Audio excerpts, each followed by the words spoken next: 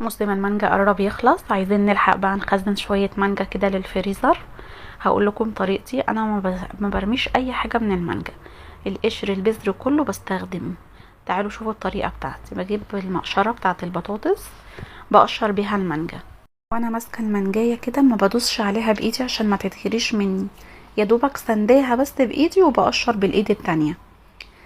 القشر ده بصوا فيه حتت سودا كده، الحتت السودا دي والحته السودا اللي من فوق دي بشيلها عشان انا هستخدم القشر.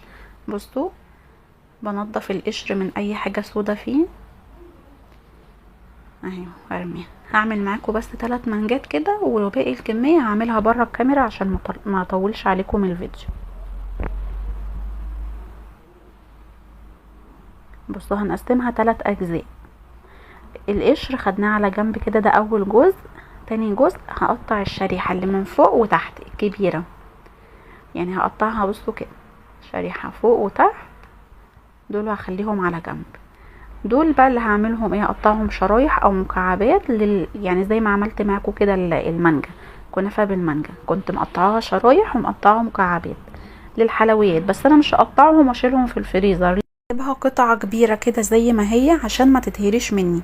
لو قطعتها مكعبات او قطعتها شرايح صغيره وحطيتها في الفريزر هتجمد، ولما تيجي تفك هتبقى مهريه خالص، حتى مش هكون عارفه امسكها بايدي، هتبقى مهريه. فانا افضل طريقه ان انا احطها بالشكل ده في الفريزر، واما اطلعها على حسب استخدامي كمان عشان ما بقاش مقيده نفسي. ده هعملها كده واشيلها على جنب. هاجي بقى للبذره، خدت الجناب وهكحت البذره كده من اي مانجا عليها. ده هيبقى الجزء بتاع العصير، هبقى انا عملت كده جزء الحلويات وجزء العصير. تمام.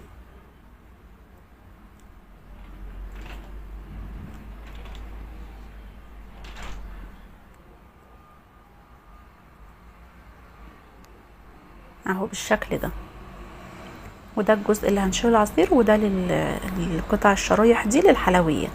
نيجي بقى للقشر بتاع المانجا.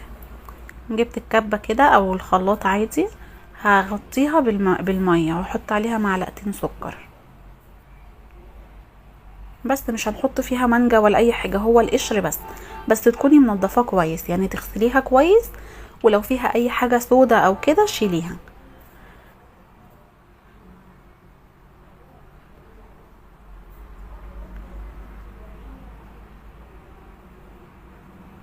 هضربها بقى كويس جدا كده بالكبة.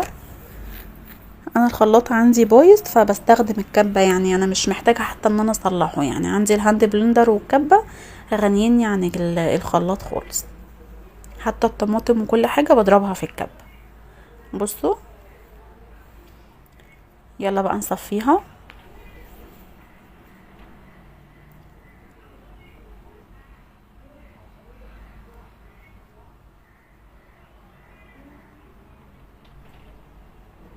بس العصير ده لازم يشرب يعني النهارده بكره، ما ينفعش نسيبه اطول من كده ولا نحطه في الفريزر، هيسود منك عشان ده قشر.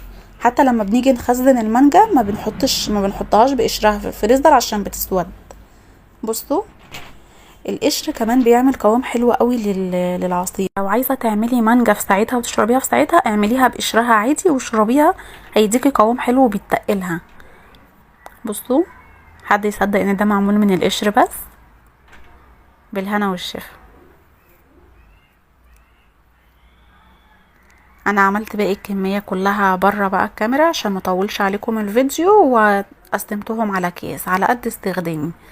انا مثلا حطيت الشرايح دي، حطيت كل 3 منجات الشرايح بتاعتها في كيس، على قد بقى التزيين، على قد الحاجه الكميه اللي انا عايزاها يعني. والكيسين اللي في الاخر دول للعصير. بالنسبه للبذر انا مش برمي، بناخده نزرعه. ما تنسوش تشتركوا في القناه وتعملوا لايك للفيديو، بالهنا والشفا.